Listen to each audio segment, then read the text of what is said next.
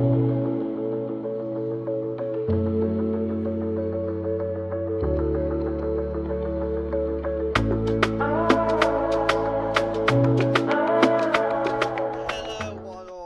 back to the Purple Rain podcast. It's your friendly heatwave reminder. God. We're dying. She's looking. I literally just had a coughing fit, literally before I came on. So the bottle is here. It's filled to the brim. Fan, of course, is blowing as normal. But I literally just had a coughing. You had it earlier in the week as well. I mean. Yeah, as you were trying to get sleep, I heard you were like coughing in the middle of the night. So, yeah, we're dying. We are dying. We can't hurt. We've got at least another after July. We've got another month of it to at least do. And then September's like, yay, awesome. But I remember that even also the first 2 weeks of that also takes a bit of a while to get off the heat as well. I remember. Yeah, I can remember in high school. The first 2 weeks of September still had that sort of breeze to it, which was not really nice. But anyway, yeah, honestly, we can't cope. We cannot. Okay, so we're here today to talk about roster sizes because it's kind of a big question, you know, in the PWHL. You know, what is the right sort of size for your roster, especially when you have like a set amount of reserves as well, because currently the rules are it's 3 reserves are allowed, and you can only field a 23 player roster, which is the exact same numbers for Olympic squad. And I also checked this stuff on the men's side. It's also the exact same numbers for the AHL squad. And here's me thinking the men's one was bigger.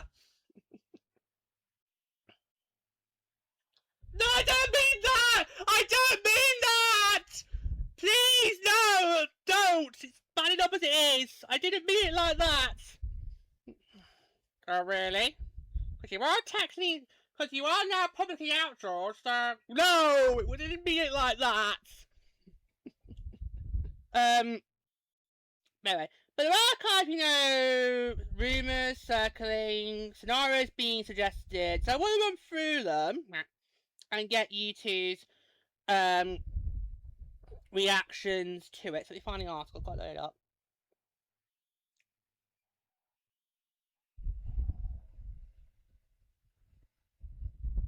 Right, here we go.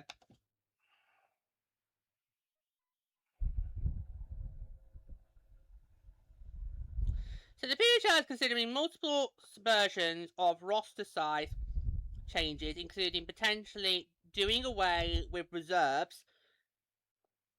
Full stop.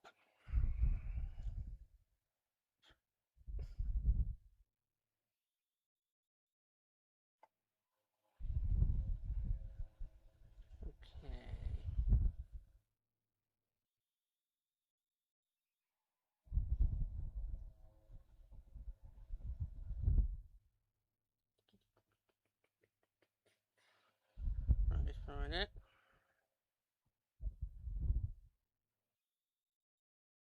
Okay, here we go. So new roster size under consideration. So the PWHL is considering potentially going from 23 player rosters with 3 reserves to a 24 player roster with 2 reserves. With no farm system available, and I feel this really, never mind telly deals, this for me I think needs to be the priority. I just feel like we need to have some form of development system in this league in the future, especially when now at 12 teams, we could easily get to 16 by say 2030 or 2031 or 32. We don't want to. So I think for 3 to 4 years is probably the big. It's probably going to be the most realistic gap between the next expansion. So you look at maybe 2030, 30 or 2031, 32, where you would go to 16. But I thought you've got to get a development system in sooner or later, because with study prospects, you just, and little roster slots, I just feel like, for me, a development system's the thing we need the most right now. Never mind telly deals and all that. So it also gets one additional player a full-time contract, Any change, however, will have salary cap implications. It's likely that a player signed to a contract as a team's 24th player would be on a contract near league minimum. By adding a lower tier contract, it also allows teams to spend more at the top of their roster, since the team cap is based on player average salary.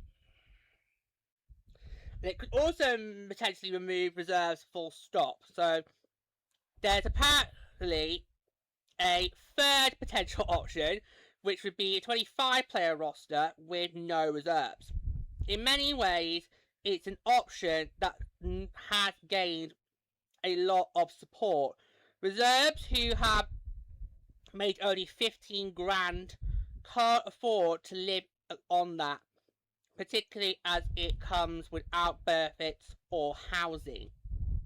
So with 3 options on the table, including staying with the current system of 23 plus 3, moving to 24 plus 2, or removing reserves altogether in a 25 plan. There's a lot to consider, both in how it impacts current salary cap averages and how it supports the league's player pool. Both alterations would also involve a fundamental change to the PWHL's collective bargaining agreement, unless the rule states that teams must start the season with 25 contracts, but are only mandatory to have the currently negotiated 23 players signed. This is a more likely scenario, while the league test runs any plan.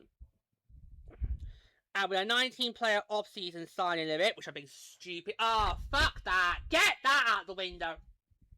Get that out of it! A lot of teams are nearly at 19. I know! A lot of them are... you see Aura, Seattle. A lot of them are nearly at 19. No, that is stupid. That's stupid. I mean, I know we technically already should have done an episode on that, but my head is literally trying to grapple with it right now. I'm not sure what we'll do. We'll see. We'll see. We might do it later on in the summer, we'll see. But obviously we've got other stuff to crack on with. Yeah. So we have a 19-player off-season signing limit, and the PHL's Achilles heel of waiting until the last minute before making split decisions. It's unlikely the PHL will formalise any change until the fall. Okay, now, I personally would be happy to go with the 25 route, because I just feel, for me,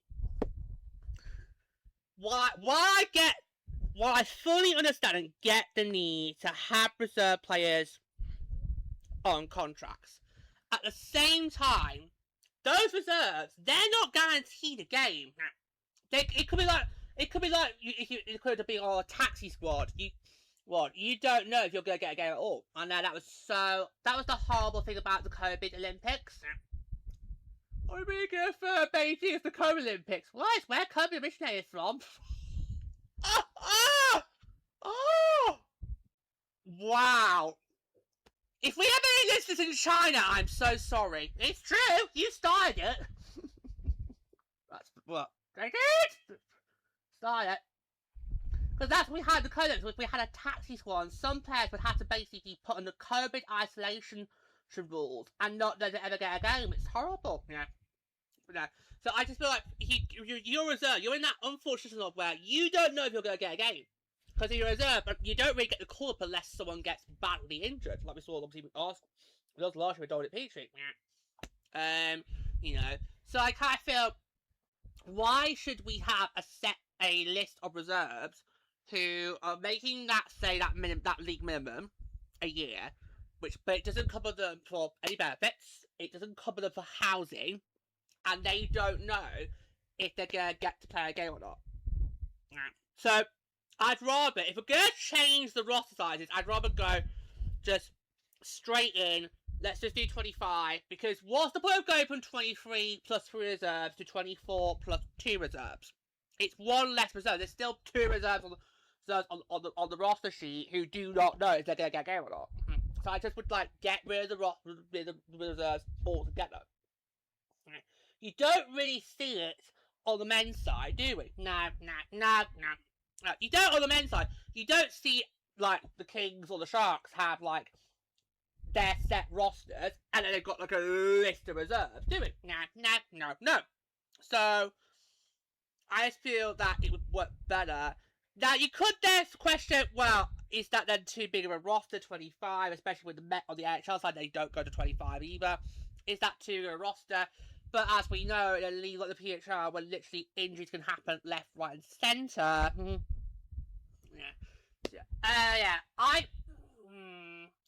I think 25 might be too many, but the idea of B25 would get rid of reserves. Yes, but I still think 25 is too many. I would go for 24 plus 2. I would have no problem with having an extra player, and we see how that works out. If you remember, we have a very limited talent pool right now, guys. Now, we can only make so many signings. I mean, we've been saying over the past few weeks now, how are the expansion teams going to get to 23 players? Yeah. Well, because they went into the entry draft with only 16. No, they exited the entry draft. Oh, sorry! They entered the entry... Yeah, sorry, it's the heat. Don't worry. They entered the entry draft with 10 players, then they exited the entry draft with 16. Although, Vegas 15, remember... Well, because obviously they gave away a signing to Detroit.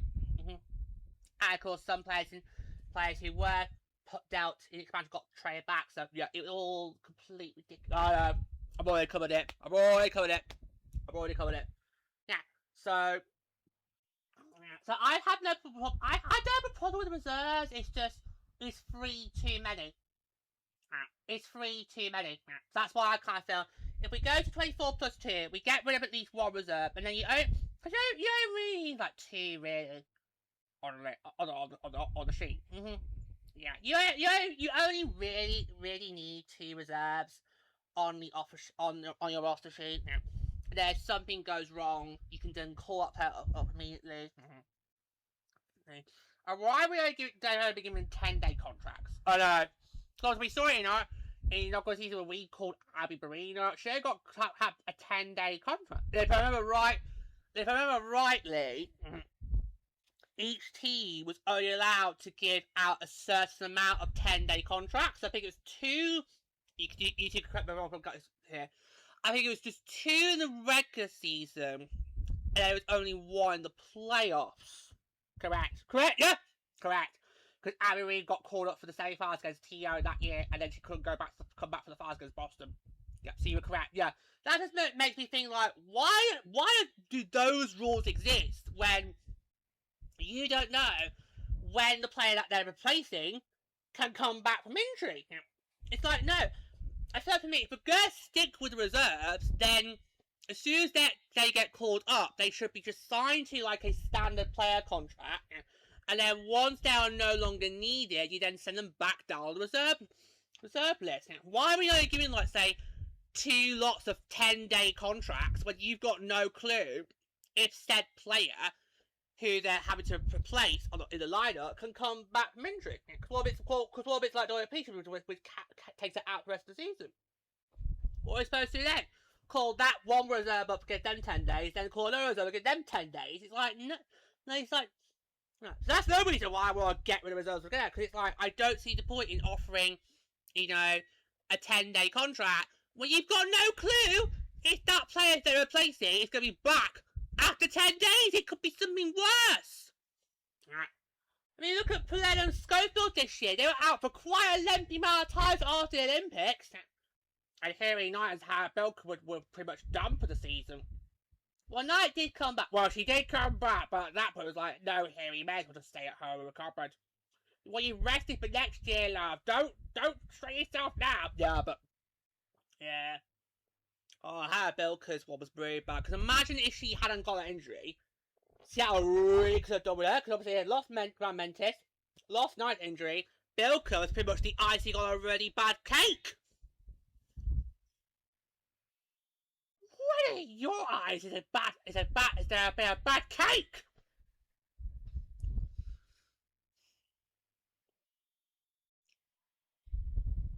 He's thinking, isn't he? He's trying to think though, isn't he? Where have you ever had a bad cake in your life? I've had bad biscuits, but that's because eventually, right, when it comes to sugary treats, I do it in moderation. I know full well, do not have so many in one go. Moderate, pace it out, so that I can moderate. So by the time they say come to day 6, I want another biscuit, they're basically all mouldy. Oh no, I can't think of a bad cake! Cheesecake. Yeah. I can think of a bad cake. Cheesecake. I've only done it once. I've only had it once. This was high school. Okay. So for high school, we had to basically make a healthy dessert. And I'm like, fuck off, fuck off, fuck off, fuck off. Fuck off! There is no such thing as a healthy dessert! Why do you think it's called dessert? Did you had a hospital appointment the day before? Yeah! The day before we were supposed to do it, I was at a hospital appointment. So I didn't really get the memo until literally like last minute. So I had to really scramble to think of what the fuck I was gonna do. And I thought, I'll just go cheesecake. So I had to go make a cheesecake and it ended in disaster. Because basically what happened, because I never even seen a cheesecake before in my life before then. I never made it. So basically, what ended up happening was the net result was I basically had a milky tray. It tasted horrible! It actually tasted like milk. It was horrible. You've never drunk milk. I don't think I've ever drunk milk in my life. Not unless you maybe put it in, say, tea or coffee. That might be how you get that down me.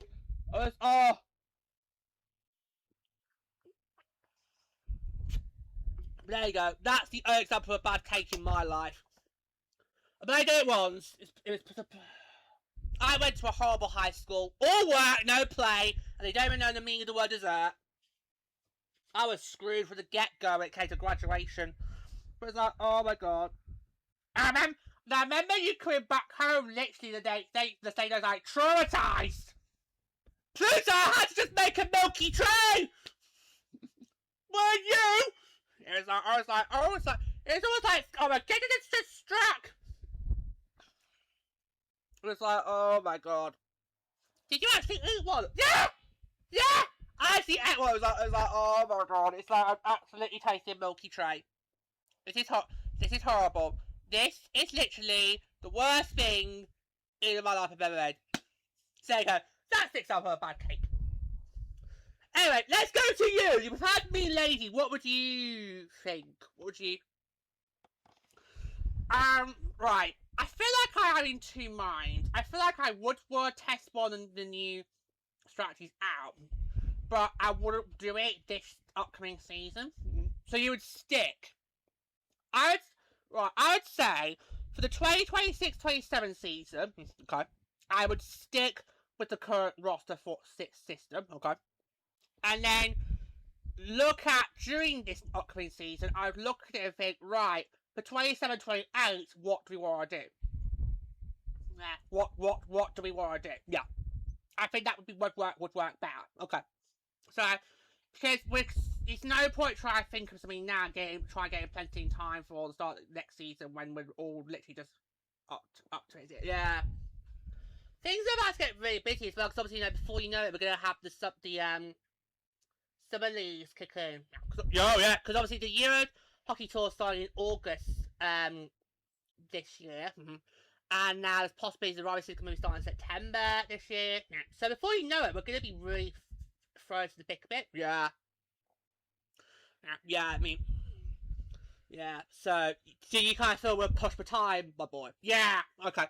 I kind of feel it's a big push for time trying to think of something to get implemented for, say, this time next season, which is literally only, a few months down the line.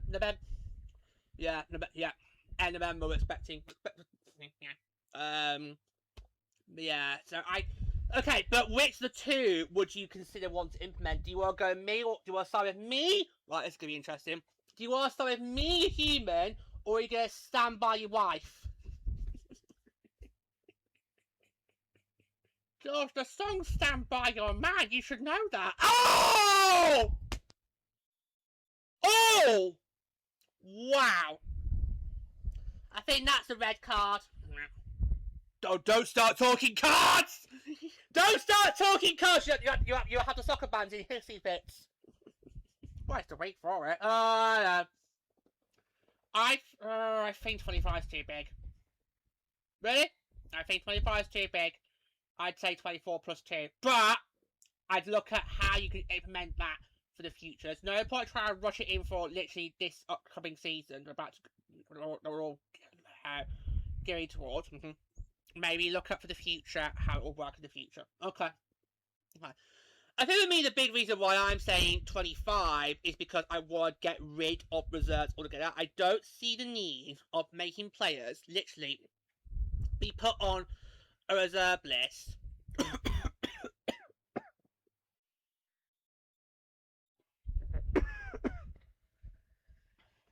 It's bloody weather! Literally, it's only in this room I've had the coughing fit. I've not had it anywhere else in the house. It's literally in our room that I've had the coughing fits. Oh my god. No, I didn't make sentence! Get up there, you.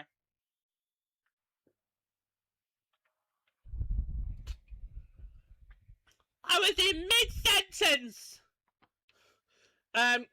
Yeah, I just don't see the need of putting players on reserve contracts who will have no clue if they're going to get called up or not. And then they'll only get about, 10 days, and that's it, they go straight back on reserve, even if we still need someone on reserve. Reserves to step up to the plate. So that's why I'd probably just get rid of reserves altogether. Just do 24 players. But the problem is though, we can't need reserves right now, because if say we did right, this is gonna counter this is gonna counter my argument, but I may as well do it. The reason why the AHL does not need to have reserves is because they've got farm systems below them. They can just call up players. The PHL doesn't. So let's say we do what I suggest and say we get the 25 players, we get reserves. What happens if a player gets injured? Who do you then call up? This is another for me. This is another big reason why we need to get a development system similar to the AHL. Not exactly like the AHL, but something similar. This is why we need to get something similar to the AHL for the PHL, like ASAP. This is how serious I am about it. I'm literally putting emphasis. Okay. So I think development system. I know it's important to get national telly deals. I know that. I know you think that's where we need to go next. But I'm just saying right now. I think trying to get a development system will be more important than anything else, especially as the league is seriously considering looking into this. They are seriously thinking about what we do in terms of roster size for the future. They are actually seriously considering it. So the fact that you've got the league actually thinking about it, to me, that is basically suggesting, well, we need to start thinking about what do we do in terms of a development system, because you're going to need that if you want to stand any chance of being able to build a successful league. And with it, you can just then get rid of the reserves full stop. Because that, for me, is what I see as the big problem right now in terms of growth. I just feel like we just need to get a development system. I would happily take any development system right now, just to make sure that we've got this league that's sustainable and growing. And also, it'd be a huge help for if we do find ourselves a situation where we need to call players up. Okay, so I just feel like, I just feel like we need to have a serious chat about what's going to happen going forward. So yeah. So you two are so can I just get this on the record? Yeah. Okay. Yeah. So right. So we all know I'm saying 25 no reserves. You two are saying 24 plus 2 reserves. Correct? Yeah. Yeah. Yeah. I will go on the record saying that. Okay. Because I think 24 plus 2 will be better. It's just one extra. It's just one extra player on the full time. I think that could be easy doable. Yeah. I'd say 24 plus 2, but I think it needs to be. You need to really properly think it through. Okay, before you go about actually implementing it full stop. Okay. Okay. That is. But it's very interesting to at least now look into that, because I think of all the things I expect to hit in the summer, that was probably not something I saw coming. Especially as how, and I did just double check before we came out to start recording this episode, the HL is also 23 players, but obviously they have farm systems, which means they can handle injuries easier. I think that's the thing when we are struggling with is how to deal with what happens when an injury happens. That's what I feel we're struggling with the most right now. But if we just get that sorted in the future, then that'll be fine. Okay, so that is going to be all for today. Thanks so much for listening. Until next time, take care, guys. Don't get to build the freeze.